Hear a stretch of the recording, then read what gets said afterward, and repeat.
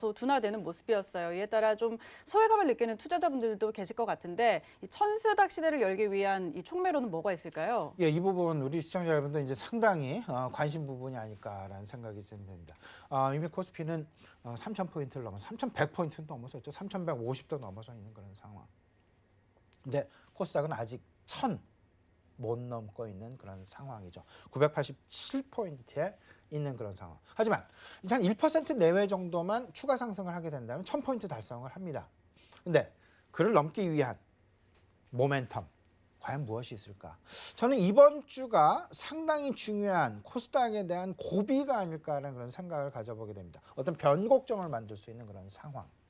이번 주 항상 1월에는 코스닥 시장이 코스피 시장보다는 상승률이 더 크게 나타납니다. 상대적인 수혜를 많이 입습니다. 경험적으로. 왜냐하면 1월 효과라는 것 때문인데요. 1월 효과는 대다수가 정부의 정책 모멘텀에서 나타나게 됩니다. 그리고 글로벌 이벤트가 1월에 많이 대기를 하고 있습니다. 이 상황에서 본다면 이번 주 CS2021이 4일 동안 이제 열리게 되고요. JP모간 헬스케어 컨퍼런스가 열리게 됩니다.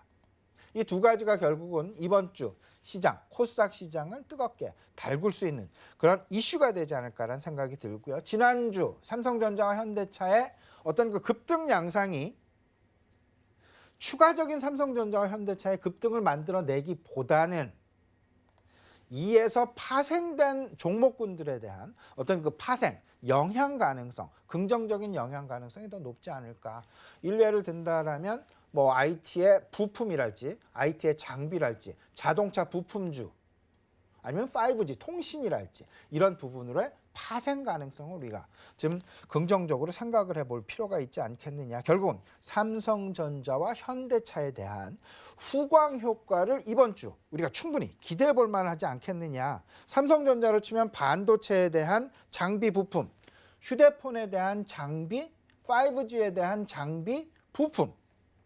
현대차는 2차 전지와 자율주행 그리고 인포테인먼트에 대한 관련주들에 대한 관심, 결국은 전장 사업에 대한 관심으로 이 부분이 모아지게 되면서 자율주행, 2차 전지, 인공지능, 5G로 아우러지게 되는 지난주 몰려 있었던 투자 심리, 삼성전자, 현대차로 몰려 있었던 투자 심리가 그에 파생되어지는 업종군으로 이어질 가능성 있을 수 있다라는 부분 꼭 생각을 해 보시면서 이제 확산 가능성, 삼성전자와 현대차로 몰려 있었던 투자 심리가 그의 관계 업종으로 파생 업종으로 확산될 가능성을 이번 주 우리가 분명히 기대해 볼 수 있지 않을까라는 부분 말씀을 좀 드려보고요. 마지막으로 이번 주 투자 전략 간단하게 말씀을 좀 드려보면요.